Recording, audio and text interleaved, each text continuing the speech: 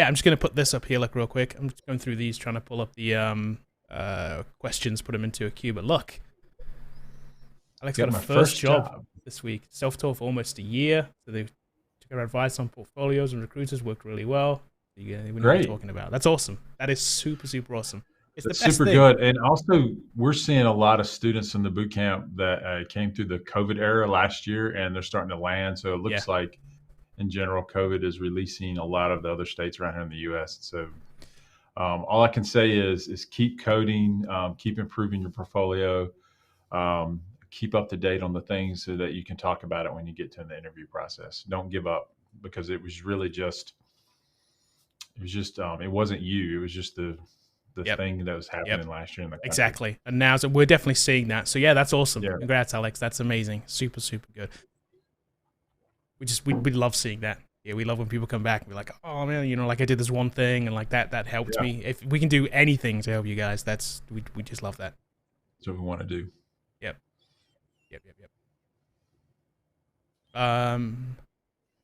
Let me see. Oh, Troy says good to know. So that's good. Okay, cool. That's good. Okay, so we're going to do Q&A today. Throw your questions in chat. We'll get to as many as we can, just as normal. Same rules apply as normal. If you super chat it, I will push it to the top, and we'll do that one next. Otherwise, I'm just going to go down the list in the order that you guys put them in there. You can ask us anything. We'll do as many as we can. If something's, obviously, if you can ask, I'm not going to guarantee we're going to answer all of them. You know, right. What I have for breakfast. I may or may not answer. And that can be mostly code related, but if you ask something pop culturally and Kevin wants to put it up there, we'll put it up there. So we'll see what it is. Yeah. Before we get going, one thing we're going to talk about coldest water. What you got yours today? Yeah. What's in yours? I do.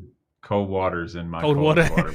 Yeah, I'm literally what it says on the tin again today. I am coldest water today. I actually just filled it right before this, so it is cold. Not that it wouldn't be anyway, but I normally fill it up earlier, but I filled it up just before we came on. So if you're interested in coldest water bottle, link down below. You can get 10% off too with code CF10.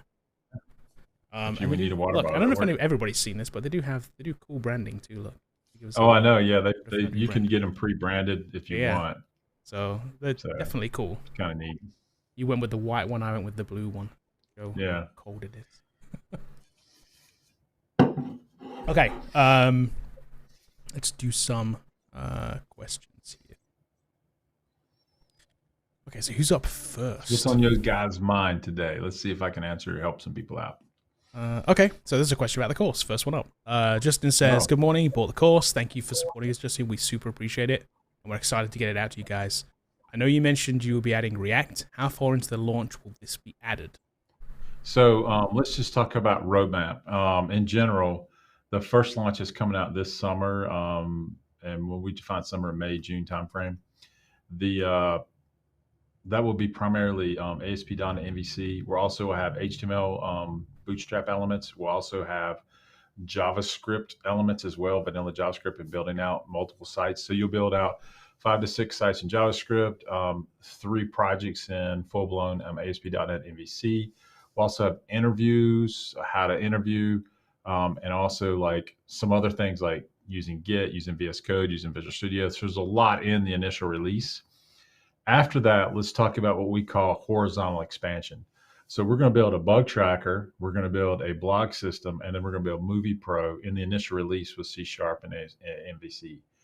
We'll take those 3 projects and build those in React with Web API so that you can have 2 paths that you can go down. So you can still use the JavaScript stuff and you can still use the portfolio building things, but then you can go down and say, how do I want to build my enterprise grade projects?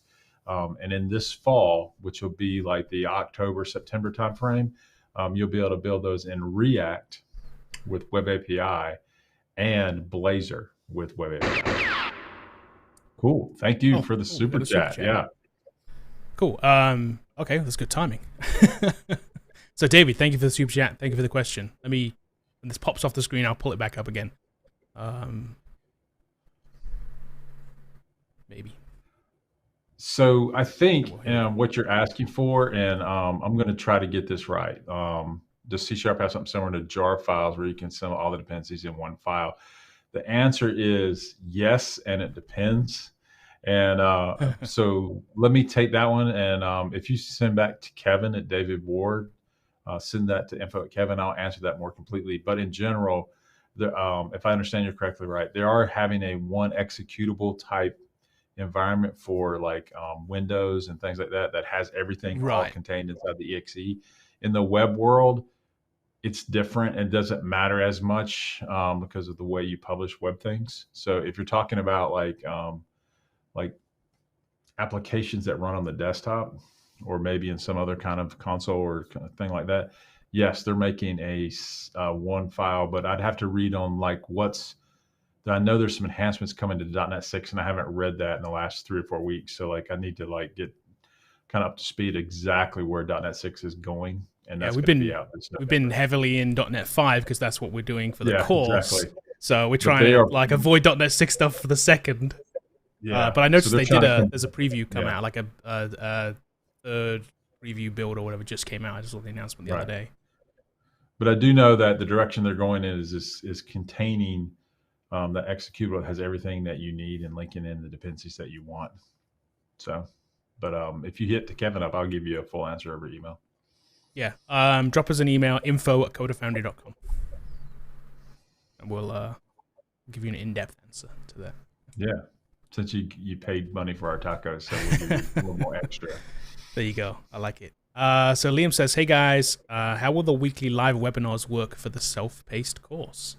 So we're gonna much like you're here, you're on YouTube. This will be a Zoom call, so you can ask questions in the Zoom call. It'll be limited to the people in the course, and we'll be covering topics that relate to the course. So if you're in JavaScript, we may be showing you how to build one of the projects that you're building. And we can show you how to do that in a live session, and then you can ask questions and maybe problems that you ran into. We won't answer every question because we don't know how many people are going to attend these webinars yet. Yeah, we're not going to We do have guarantee we're going to hundreds answer of every people, question. students already waiting to get into the first release. So that means that these webinars could be quite busy. We do have multiple instructors on staff, and we have the capability to broadcast more than one. So we may do that and just seeing how much the demand is. But in general, we'll take a piece of the course, demonstrate how to build that in live, and then get people to answer questions that they may have about that part of the course. So there'll definitely be ones that are more geared towards the Bootstrap side. There'll be ones that are geared toward the JavaScript side and the C# side. Yeah, I can But see it won't these. be covering the entire topic because we don't Right. have 3 weeks to do things. So Right. each webinar, I see be them. We'll self-contained. probably end up with ones that are based around sticking points. So I'm sure once we start Yeah. going, we'll see where people. We kind of know these already because obviously this curriculum Yeah. isn't new, right? We've had this curriculum for a while. Yeah. We kind of know where people get stuck Yeah. already. So initially, we'll kind of base them around those things and those concepts, and we'll do 20, 30-minute lecture and then at least 30 to 40-minute Q&A about that topic. Yeah. That's kind of where Right. we'll be. And then we'll have Yeah. different webinars for different topics, and then we'll probably do just a general open webinar too, maybe once every other week or something. Yeah, and those live webinars will be typically it's code along, so it's very interactive. Like, hey, let's break this up. Let's code this part out, and then you can follow along with Visual Studio or VS Code, depending on what we're using, or you can just watch and ask questions. You may already have been along the way. That's the thing. You may have already done the thing too that we're talking about. You may have already been through it in the course, and you have a question about it at that point. You come to the webinar and get your question answered about the little part that you got stuck on, maybe. Yeah.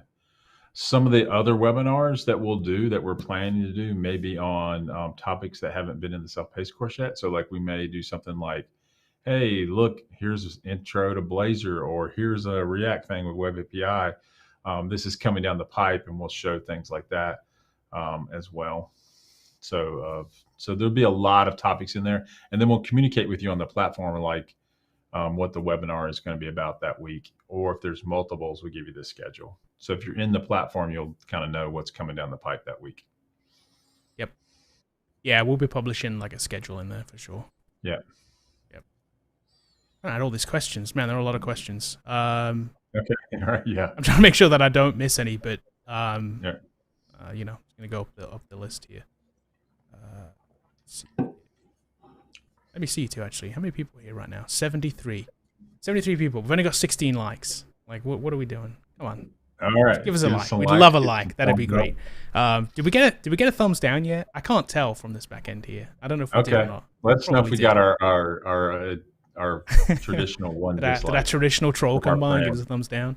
I thought about like at the beginning of one of these, like saying like, oh man, like YouTube added that new feature. You know, the new feature that tells you exactly who interacted with you and like tells you Yeah. who's here and who's gave you a thumbs down, and see if the troll stayed around. But They won't stay maybe next around time. when They're not watching us. They just come here and thumb us down and think we Yeah. suck. But you know. we know they are. Yeah. Okay. Next question. I got a ton of questions queued up here, so hopefully we can get to as many of these as we can. Okay. Turkistan. Turkistan. Wow, that's that's so difficult for me to say. Clean code. Is that like a chipmunk who chimps chuck wood? I think so. So, do you think clean coding is good? And how can we clean code? Okay. I'm going to take that as a comment and not really a question. Well, I don't know. Is it? Do you think clean coding is good? And how do you clean code? I'm guessing it's a question about writing clean code, like writing, good. So I think one place you can start looking for is do a research on like Solid and just start reading through that. There's a lot of books on this topic that you can read. But like one thing that you can do is look at the single principle inside of a function that it does one thing and one thing only instead of like 30 things or 50. And so it gets kind of unwieldy. So that's one thing that you can do. But that's a big topic, something that I can't answer on YouTube here. Yeah, there is a great book on clean code. They're just called Clean Code. Look that up too. It is like the industry standard.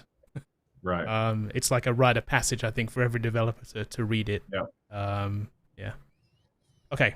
Subu, thank you for the question. Says, what is a must-learn language for a web developer other than HTML, CSS, and JavaScript? So you are correct. In HTML, CSS, and JavaScript, you have to know those, period. It's just the way it is. The second one that you got to know is some kind of SQL language, which is obviously SQL could be a NoSQL thing. I think SQL right now is still in demand, way and above NoSQL type databases. So I would pick that first. And then you need a backend, a server-side language. I think right now, and the trajectory, what's going forward is C#. So I think C# being the backend language is going to be where the trajectory of the industry is going to go versus other languages. But there are other ways to do this. So like you can use Node.js and JavaScript as your backend language and build things with, say, like React. You also can use C# as your backend language and build things like Web API for services or MVC. In the course, we're going to teach you the MVC route with C#. We're also going to teach you the Web API route with C#, so you can combine that with like a pure JavaScript front end. So I think C# is the one to know, but it depends on your area. Yep. That's it. No, I don't think so. Paul's our friend. Unless he just wants to dislike us for fun. I mean, but like, no, I don't think it's Paul. That's pretty funny. Because speaking of this, Paul's actually going to join us on Thursday. He is. All right, cool. So if it is him, he could dislike it before he gets here. Exactly, exactly. If we know we don't get a dislike on Thursday, we know it's him. Okay, because he wouldn't dislike a video that he's in, right? That would just be weird. Right. No, so yeah, Paul's going to join us on Thursday. We'll do another kind of Q&A on Thursday. And I think on Thursday. So here's the deal. Paul bought the course, okay? Mm-hmm. And he put like a video out about like why he bought the course, and we, I was super thankful to him for that. So we decided we were going to give him a course to give away to, and we gave one to Alex as well. For Tech Rally. So we gave Tech Rally one as well to give away. So that was cool. So both those guys are giving away a course, but Paul wanted to come on, so he's going to decide to give away his on this stream on Thursday. Right. So that's going to be cool. So join us on Thursday with Paul, Coding After 30. He's going to be here, and he's going to give it away. So, Paul, you got to think about how you're going to give it away, because we're not going to. You're going to have to give it away to somebody. You're going to randomly pick somebody or something. So you decide. Bring it on Thursday, and we'll give it away. And it's actually a lifetime subscription too, by the way.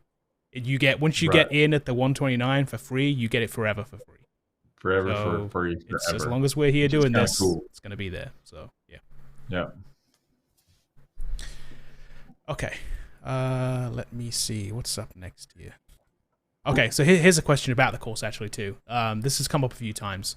So Liam wants to know, will the yearly access to the bootcamp start once it's released? So technically, no, but what We'll happens look is into it. we're trying Yeah. to sort something out to add time onto the end of the subscription. What happens is Yeah. it starts at the beginning of the time that you bought it, because that's how the tool works. But what we're going to Right. do probably is figure out like how long it's been since the first day we launched until we go live, and just tack on that amount of time to the end. That's what we're looking at. Right. So And so we can actually track no, but everyone that has the 129 price. And so yep, we'll try to we take can that as a group of people and exactly, then and try to extend that figure time. out how to add that month or whatever Yep, it is to it. yep, that's what we're planning on doing. So yep, that's okay. Let's see. Following on from your how easy is it to get started with Visual Studio live demo, and 17 Hero says, could you show us maybe deploying .NET to Heroku? Oh, I like that. Ooh.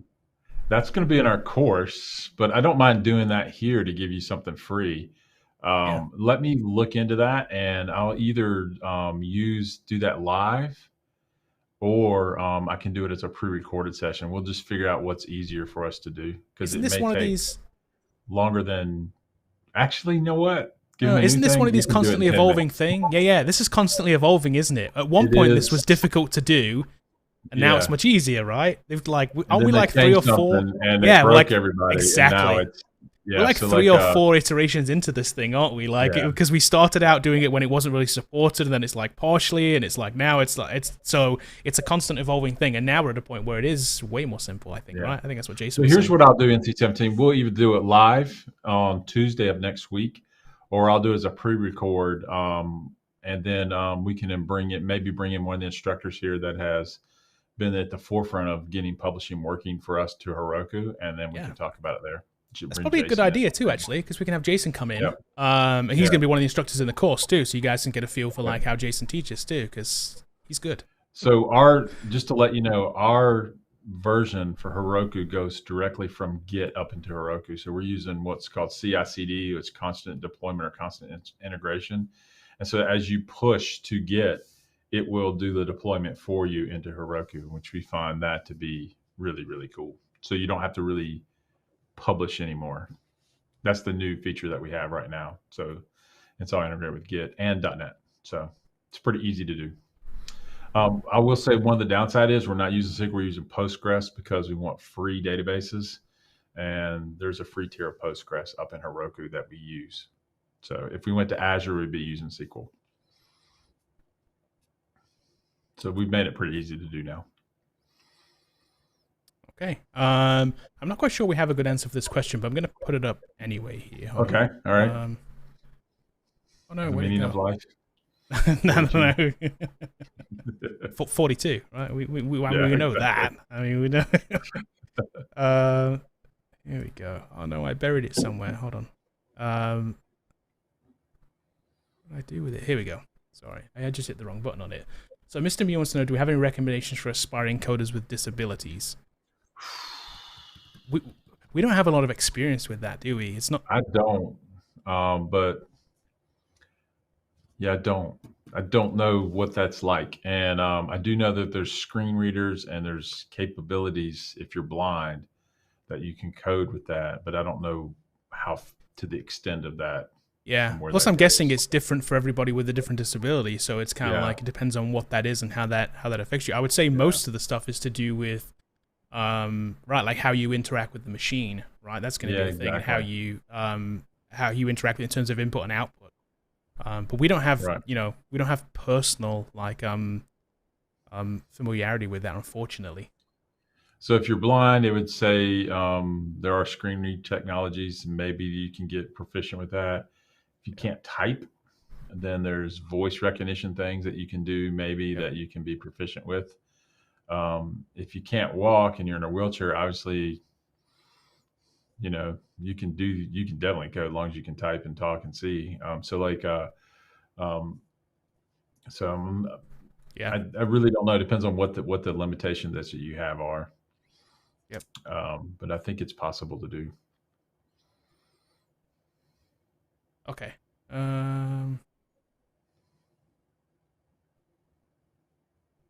Let me see. Here we go. Sports question. Okay, so the projects in self-taught become exactly the same as a self-paced. Yes. And we're doing that on purpose because if you come to the bootcamp in person, you can learn the projects from us in a live one-on-one session, and then you can use the self-paced as a backup to do it. Now, having said that, we may add additional work in the self-paced course that's not in the bootcamp, and that also gives the person in the bootcamp extra projects they can work on after they leave as they're looking for roles and keep themselves up to date or whatever. And then we may teach a rotation in the virtual bootcamp of the 3 projects we do. We know that we have 12 weeks, and if you do the math, 3 weeks per project, plus JavaScript, HTML, and everything else, we only can teach about 3 projects during the cohort. So we may build out more projects. We do have plans for other projects that we'll put in there. That may not be in the exact cohort that you're in that quarter, but you'll have all of the information where you can add it to your portfolio. So they're the same. Cool. So that's part of horizontal organization, the types of things you can build. And the one that we'll release in the end of the year probably will be Invoice Pro, which is building a multi-tenant invoicing app that allows you to register your customer, your clients, and then send them bills. So it should be kind of cool. Yeah, that's going to be. Somebody actually asked about that as well, whether that was at launch, and I was like, no, that's going to come a little bit further down the line. But it's Movie on the, Pro, it's on the Blog, and Bug Tracker at launch, and then we'll add Invoice Pro later in the year. Yep. I'm going to go out of order a little bit, but I'm going to address this anyway. I talk about it. Okay. So Aiden wants to know: is Code Foundry ignoring the Orion cohort? Does a job as a junior consultant over 40K satisfy the ISA? I'm guessing about the cohort. You can get access to this course, Aiden. Just drop us a message on Teams. So you do get access to this course. So we're not sending out like a massive like email at this point to everybody who's a former student. If you want it, let us know. We will add you to the platform. I've already added a whole bunch of other students who have asked us about it. So that is not a problem. And the ISA question, yes. Yeah, that satisfies the ISA if you're running 40K. Yeah. But reach out directly to us on Teams, and we'll work with you and see what's going on with you specifically. Yeah, definitely. We're not ignoring you. So, like, if you need help in your job search, let us know, and then we can work with you. And then we'll give you the self-paced course to help keep you going as you're looking. Yep. I just think that those couple of cohorts in last year just ran into COVID full face, and it was just the job hunt was a bit difficult. Yep, and that goes for every former student too that's ever come to Code Foundry. If you want to get help, let us know. If you want to get access, we're still prepping people. We're still working with individuals that have reached out to us, and they're landing roles. So, like, don't give up on your hope and dreams there, and let us help you out. Yeah, and in follow up to your question, Aiden, yes, it is for free. So, it wants to know. It just basically said, "Did we get access to the course for free?" Yes, you do. Reach out to me on Teams, Aiden, and I will hook you up with an account. Yes, 100% you do. Says thank you. No problem. Anytime. Okay, let me get back. We just want you to win, Aiden. So, like, you may need a refresher, or you may need practice, or maybe some things have changed. I know that Heroku specifically changed in the last 6 months of last year. So depending on when you came through, the publishing option may be updated for you, and that may be something you can learn. Yep. Okay, let me do this one too. A lot of interesting questions today. So Marnie, thank you for the question. I've heard this question from quite a few people too around this. So here in Brazil, the first job of a dev is around $1,500 to $2,000, which is around $300 to $400 US. So my plan is to get a remote job in the US so I can have a better salary. How hard of a goal is this? So the reason I see this too, I've seen a lot of people from Brazil. I guess their currency has tanked at the moment. Like, it's super low because people were talking about the course and the pricing, and it And that's unfortunately the way that it is. So this obviously is an answer to that, is to try and get a remote job in the US. We do get this question quite a lot, and we don't really know because we're on the inside, not on the outside looking in. So it's difficult to be able to answer. So what I would do is, number one is I would have a portfolio that's obviously in English. So you're gonna have to do that. You're gonna have to be able to advertise that you're available for work remotely from, and it doesn't matter where you live at that point. And then you can look at, there's a lot of websites out there, remote jobs. I think it's called, like, you can say remote job software jobs only, and you can go there. There's things like Odesk where you can just do kind of the freelancing gig. So given that 300 to 400 USD, is that annual, or I'm not really sure what that is, that monthly or whatever that is. I don't know. So if you're talking monthly, you should be able to do that freelancing in the US pretty easily. One freelancing gig a month would create more than $400 US. Right. Of course, you've got exchange rates. You've got to learn how to bill that customer. Odesk, I think, handles some of that for you, but like, those are the other problems that you've got to come up with. And then once you build out your skill set and people can find you, you can probably latch into a long-term contract position, which may be like 6 months to 1 year. Or you can get sponsored by someone in the US and they can bring you over stateside through a visa or something like that. That's stuff I don't really understand how that works entirely. But you should be able to do it as long as you can let them find you. They got to know that you exist and that you can code. So I think building a portfolio and then it being in English would be like a must. Yeah. Yep. And then I would also be careful around it being, if English is not your first language, then make sure that your conversion to that English isn't just like, I'm using Google Translate, that you actually try to get some help with people to make sure that it reads correctly. And otherwise people will judge you based on that. They'll say you don't, it's unfortunate, but like, they'll read the bad English and say this person isn't suited for my company, even though that's not necessarily true at all. Right. It just means that the translation was bad. Right. I'm sure if I translated something into Spanish, it would be horrific. Right. And I'd look like, not as smart as I can be by doing that. So I'd have to find someone that could natively transfer it for, or and translate. Here you go. And if you're translating it to what they use in Brazil, you'd be wrong anyway. What's that? There you go. It's Portuguese in Brazil. So okay, so you'd even be in the wrong language altogether. Yeah, exactly. I should have known that, but I don't know. Which is great. No. That's not. I think a lot of people don't. So I did know that there's Portuguese is spoken in South America. I just didn't know which country that was. So yeah, I think they have more than. I know Portuguese is like the national language, but I think they have more than one too. Yeah. Let's see. We have a couple of questions here about the course. So Mikhail says, I'm interested in a C# course. And Ilias wants to know, do you have a pre-recorded course about C#? Yeah, we do. We do. You can go right here and pre-buy it. There, and it's coming out soon. So right now it's on sale for pre-purchase. So anyway. So yeah, you can go right there right now, and you can pre-buy this. And I'm going to pull it up real quick while we're talking about it. You can see right here, you still have, what are we now? 13 days, 11 hours, 16 minutes, 2 seconds. You can pre-buy a year subscription for $129. I don't want to keep harping on about it, but Yeah. It's kind of cool.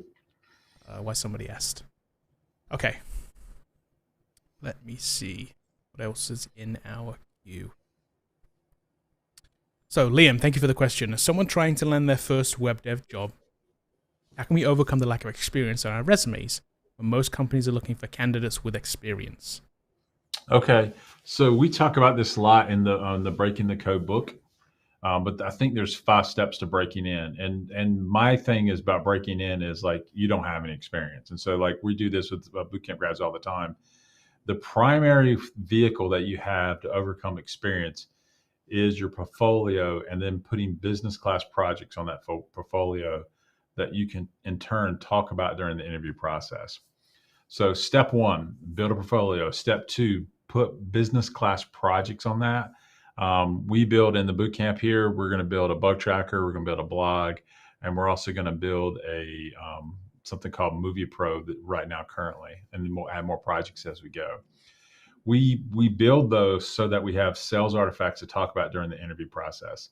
The next thing that you need to do is grab a recruiter and show them that portfolio of all these projects, and that gives them something to sell into the company. And then once you get to the interview, if you can talk about your projects, you'll win a real role regardless of experience. Because if they're hiring junior devs, they have a salary cap they're going to hire you in. And so no mid or senior in the US is going to work for that salary cap. So they're looking for people, even though they say, hey, we want 5 years experience, but we're paying 40K, they're just not going to get it. So interview for those roles anyway and show that portfolio. And I think that's the way you do it. It works. Right. Okay, next question. Marco wants to know, do you plan on covering serverless architecture later on? Is that on our roadmap? Yeah, so that's part of our horizontal integration, and we'll definitely do that. We plan to do it 3 ways. We'll plan to cover Netlify serverless functions, Lambda, and Azure functions. And that Lambda and Azure function will be part of a more comprehensive, how do you do this on Azure and how do you do this on AWS? Awesome. Part of that is serverless functions. Part of that's microservices. Part of that is web API and getting that published up there to those 3 platforms. Cool. So as that comes out, we'll cover more of that, because it's a big deal of the way people want to create web applications, And also we'll integrate nicely when we move into Xamarin, and probably in January, where we have whatever Xamarin's going to be called. It could be called Maui. I'm waiting for the announcement, but Xamarin in January, or Maui, whatever they call it, the way we build mobile apps is connecting to either a serverless function or a web API or REST service. And so we'll show you how to build sites that communicate in that way and then roll that out through mobile. So that's the other thing we'll do in January next year. Cool. Okay, I'm going to jump out of order a little bit because I really like this question. Okay. DreamHack wants to know, hey guys, I'm the one who is apprehensive about coming up with interesting blog articles. So I think Drew sent us an email to support, which I answered back on. Can you help ease my mind on that? Okay. So we're talking about not being a writer. We're talking about when we're making the blog, and he's concerned with being able to populate the blog, basically. Okay. Yeah. So we're going to give you writing prompts if you take our course. Inside there, we do it inside the bootcamp in person, and we'll do it also inside of the self-paced course, if that's what you're talking about doing. If you're trying to do this on your own and you're like, I just want to build my own blog on my own, and we're not using our training, here's what I would do. I would take coding challenges, for example, like Fizz Buzz, if you know what Fizz Buzz is, or like reverse a string or something like that, and then write that solution up and point it to a site that solves it, is one thing you can do. If you learn about something specific inside of JavaScript, for example, like the fetch API, and you learn, hey, I learned something cool. I like that. Write up just on that little nugget of things inside of the fetch API or whatever. It doesn't really matter what you write about. It's just that, can you write about and explain it well? And that's important. Yep. If you're doing C#, we write about different things inside of C#. So that could be from entity framework to link statements to overloading functions, those kind of things, object-oriented programming techniques, solid principles. All of those are really good targets to write about. And then you can also talk about a feature that you put in a project, and then talk about how you built that feature. So if you have, I don't know, if you've implemented something in blogs and you put blogs inside of categories, and then you could talk about how you built your categorying system inside your blog software. And here's why that's easy, because you've just done it. You just did it. You know exactly what you're talking about. Anything you're coding about, write about that. Yep. And just come up with something that's a little nugget that can be talked about in 500 to 1,000 words. I know that sounds like a lot, but it's really not. And then when you get going, and then put some screenshots in there with that and explain it really well. It'll help you with your learning journey as you solidify these concepts in your mind by actually putting it down on paper.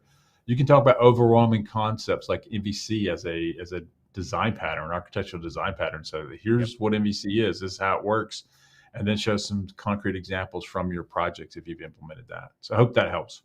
And the chances are, just like anything else on the web, you're not going to be the first person to write about this stuff. Just like anything, we're not the first person to act. We're not the first people to do anything we've done, really. Nothing. Yeah. When you look at it, it's there's like nothing new under the sun, Kevin. Exactly. There's nothing new. Yeah. You're just making something better or rehashing something or giving your opinion about something or your take on something. I still had a follow-up question too. Can we write articles related to computer science but not to web development? Sure. Per se.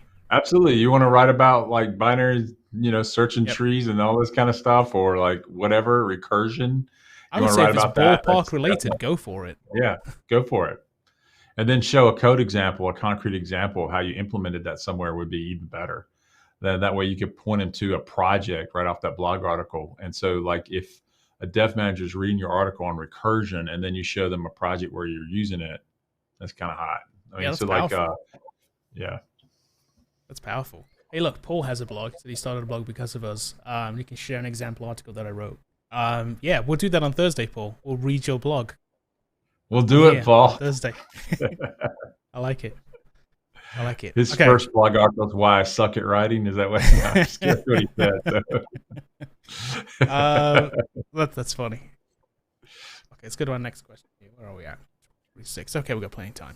Lots of questions, though. Rockwall Games, thank you for the question. Any tips for working remotely as a newly employed web developer?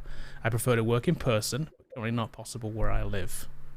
I agree, man. So, like, what you have to do is make yourself valuable and seen every day. I would check in with whoever your direct manager is, and then make sure that you are finishing the tasks that are assigned to you in a timely fashion. Resist the urge to work from home and not really work. Try to make sure that if you're working remotely that you're doing it the hours that the company is awake and not necessarily the hours that you want to do. I think that's important too, so that you can always get into whatever they're doing during the day. So I would just make yourself available, always available, and make sure that you're always visible. And then ask questions, complete things, interact with other people. I think that's great. This is not necessarily a tip for something as a web developer, but I'm not a web developer and I work from home, right? But another tip is just, and this goes for everybody that works from home, is try and have a separate space for where you work. I know it's kind of weird, and try and do that. Try not to work at like the kitchen table or in front of the TV or something like that. Make a space where you go to work. Just because it's in the same building, you get a different mindset when you go to work. Like of that, it helps, definitely. Okay. Anyway, I hope that helps, Rockwell. Rockwell Games. Oh, here's interesting. I'm going to go to Alex's question. It's a little out of order, but are there going to be cohorts for self-paced or just everyone on their own? It is a free-for-all. There's no cohorts, whenever you start teams. it, whenever you buy it, you start on your own. It's definitely self-paced. It's on your own. We're not going to cohort people together. No, we'll probably put some tips around like how to group up with people, though. Because you can group up. You can create yourself a Twitter group if you want to, or create yourself like do something with Discord. There's a bunch of different ways you can do this. That isn't us. We're not going to manage it. Put it that way. Yeah. Because I don't think anyone would want to do it necessarily anyway. So like if you want the group experience with instructor, that's what our in-person virtual bootcamp's about. Right. So the instructor's there with you every day. They provide the motivation, to making sure that you attend every day, to make sure that you stay on schedule, on pace, and answer questions as you get stuck. That's why it's more expensive. But the self-paced option, it's on you to kind of provide your own motivation. And maybe if you find 2 or 3 people that you know, or maybe you can reach out on Discord, our Discord server, and find some people that are at the same place as you are, and you guys can work together. Maybe I can set up a bunch of. Maybe that's what I can do. Is set up a few different Discord rooms that you could jump into with your group. They can just be voice channels. I think maybe it's just the JavaScript group, and maybe that's when you're in it. You're in that one mainly, and then when you're in the C# based cohort, we divide that out by project. And so that you can talk with people going through the same portion you are. Yep. Yeah, that'd be cool. Let's see.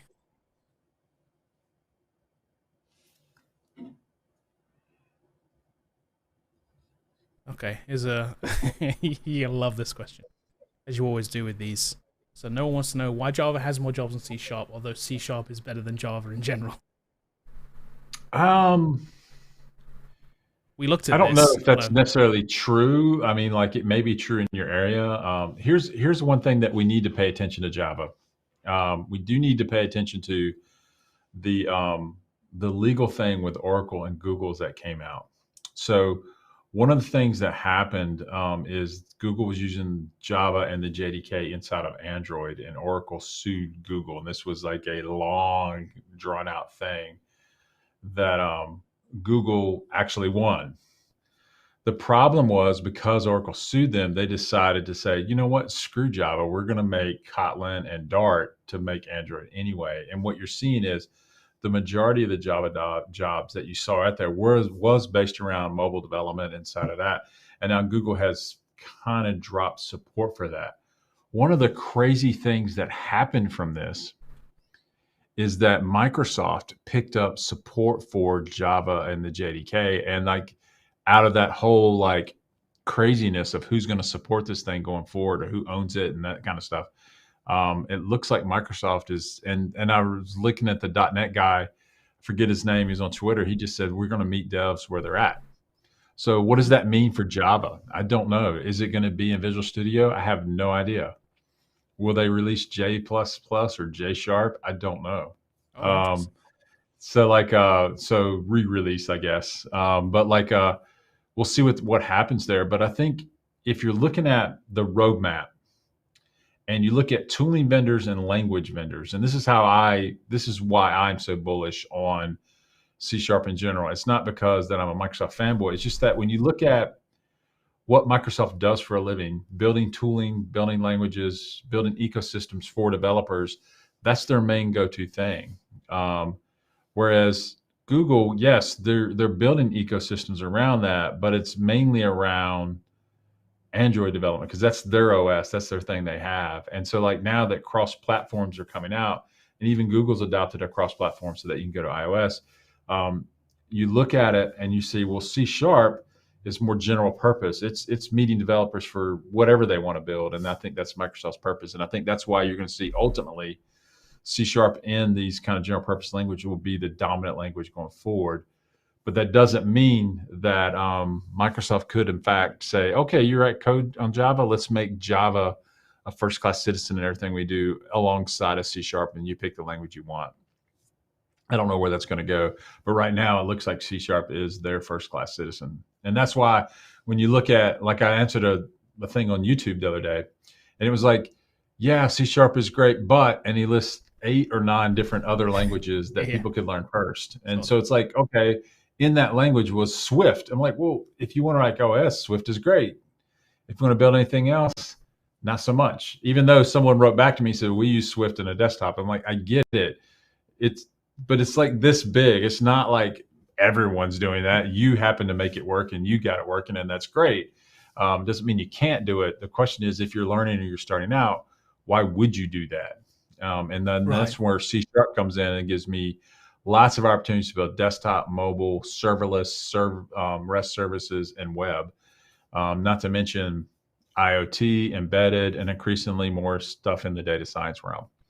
So that's why when you say there's more Java jobs, make sure that what you're looking at is actually inclusive of everything that's entailed to C#.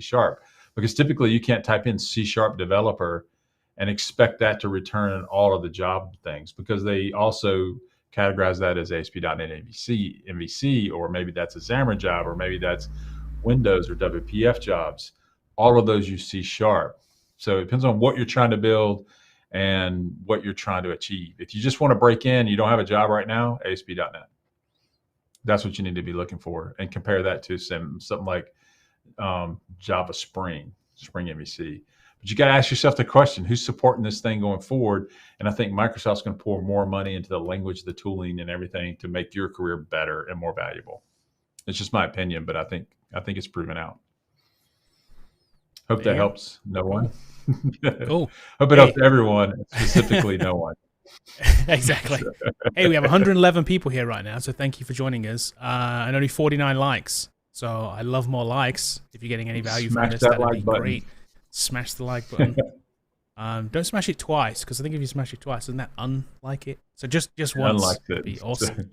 Just once. Let's see. Let's go on to our next question here. Let's see.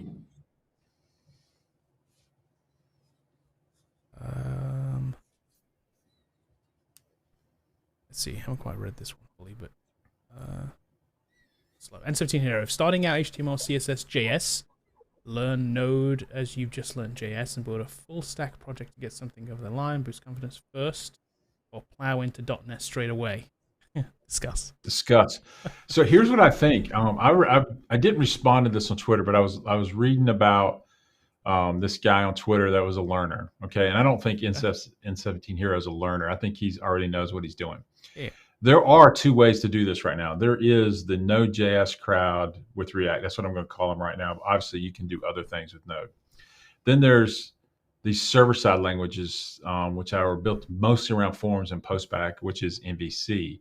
Then there's the new stuff, which is Blazor and serverless functions and those kind of things. And so I think right now that when you look at Visual Studio, and because Visual Studio with ASP.NET is still in high demand, it's easier from a beginner standpoint to do that than learn how to configure Node on the back end. Because like when you read these Twitter posts, they're like all of these things that they got to do to get it working. It's a little bit complicated. Now I know once you get it down, it's easy. But if you watched anything that we do with Visual Studio, we're literally like pushing the play button, and it's compiling it, it's building it, it's putting it in a web server. And I think that you can jump into that quicker, I believe, than you can trying to learn how to configure Node. And when you're using React, you got to understand there's a lot of other things that you got to bring in here and figure out. We got to figure security out. We got to figure out routing. We got to figure out Node and how to configure that and call components and all those kind of things that we got to figure out. And with Visual Studio with ASP.NET, that's kind of all in one kind of big box that makes it easier to do right away. Neither one at a professional level is what I would call easy. It takes a lot of talent and a lot of effort and a lot of learning to get to where you're very proficient at it. But that's just my opinion. I think it's easier right out of the gate just because the tooling's so good.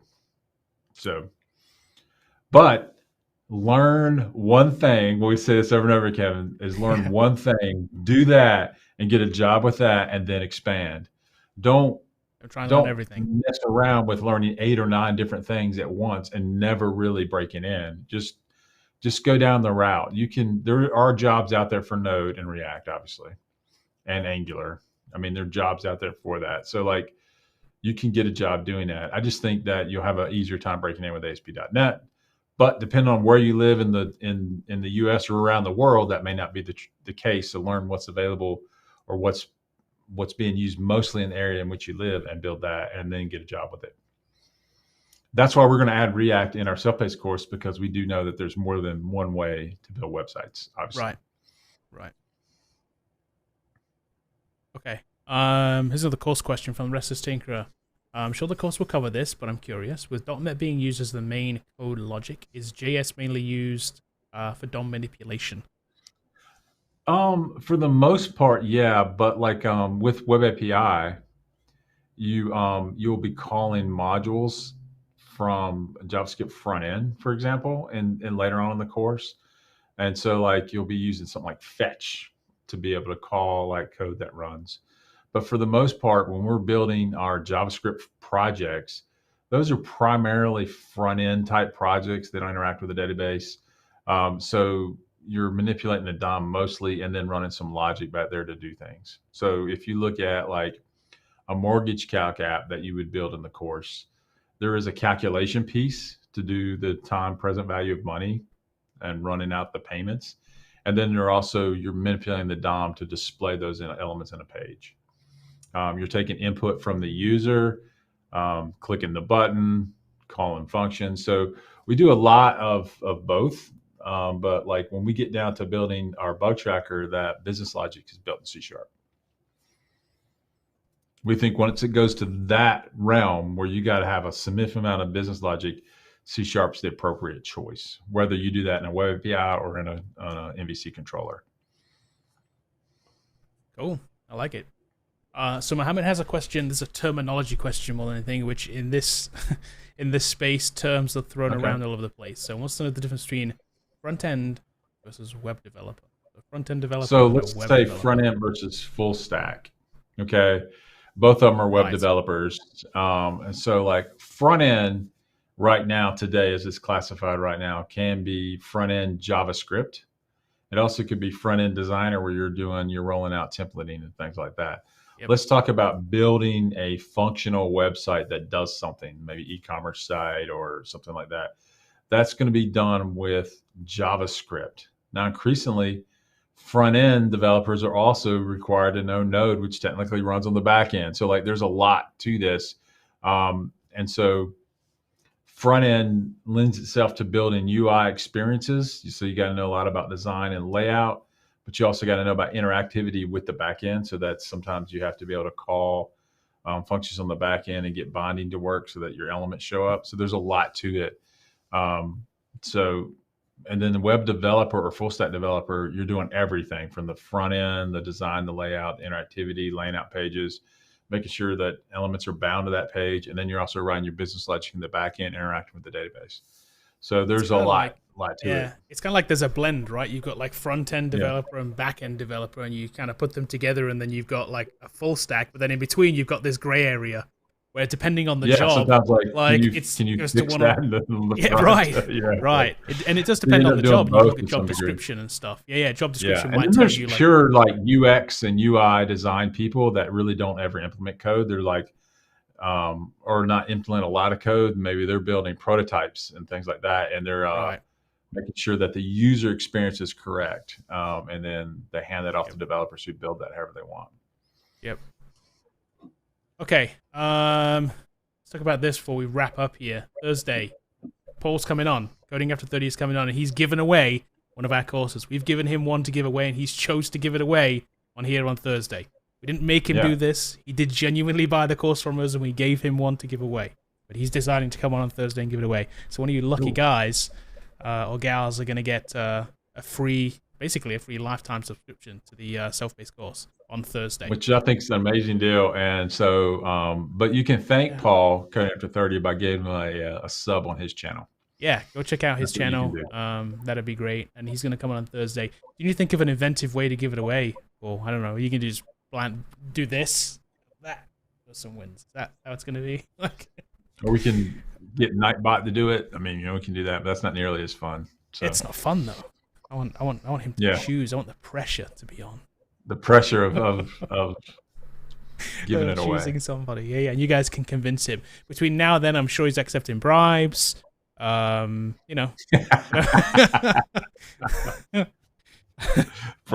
castanetions, tacos. Exactly, yeah. Subs to his channel. I mean, whatever. Yeah. He's accepting it all between now and Thursday. That's fun. All right, cool. And yes, actually, while we're on the topic, Alex has one too. Somebody super cool. We got a happy Taco Tuesday. Brian, thank you. Thank you, Brian. Thank you. As always. I will go get some today. You're top of the list too now, Brian. I like it. Look at Brian at the top of Super Chat board. Alex is also giving away a copy of the course as well. Again, it's a lifetime subscription. So go enter his thing too. Go check his channel out. Details, and if he gives away on his channel, we'll let you know in advance. So watch our community page. He's already done it. Our Twitter.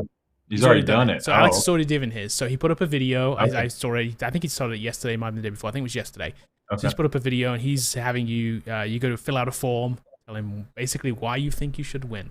So you have a great story. Okay. Like I think it's why you want to be a coder, something along those lines, if I remember rightly. So you went that whole full-blown essay route. That's cool. Yes. So you can go fill out Alex's version of his competition and check out his channel. And so that's ongoing now. He hasn't given it away ongoing right now. Yet. He hasn't given it away yet. Okay. So it is. So go to Tech Rally on YouTube and watch his latest video, and then fill out the form, and then see if you can win the course. That'd be cool. That'd be awesome. Yeah, definitely. Oh, cool. All Super right. chat. Thank you. Oh, there you go. All right. Sweet. Thank you, Alex. That'll get us like deluxe tacos now. Deluxe For, tacos. We can afford a burrito now. Or Okay. a six pack of tacos instead of just the 3. Exactly, a 6-pack. Yeah, we don't have to share. That's awesome. No, I like it. That's cool. Thank you, guys. We super appreciate it. Thanks a lot. We appreciate it. We will be back Thursday, as I said, with Paul. That's going to be good. Come back then. Join us. It'll be fun. All right. Sounds good. Good luck and keep coding. And thank you for all you that have bought our course. And we'll see you in class soon. Thanks a lot, guys. See you later. Catch you guys later.